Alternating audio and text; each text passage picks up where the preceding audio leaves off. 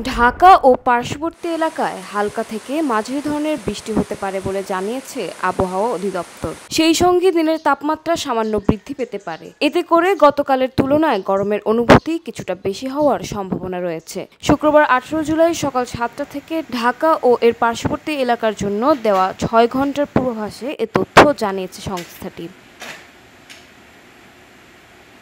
এতে বলা হয়, ঢাকার আকাশ আজ অস্থায়ীভাবে মেঘলা থাকতে পারে, সেই সঙ্গে হতে পারে হালকা থেকে মাঝারি ধরনের বৃষ্টি। এ সময় দক্ষিণ ও দক্ষিণ-পূর্ব দিক থেকে ঘন্টায় 10 থেকে 15 কিলোমিটার গতিতে বাতাস বয়ে যেতে পারে। দিনের তাপমাত্রাও সামান্য বাড়তে পারে।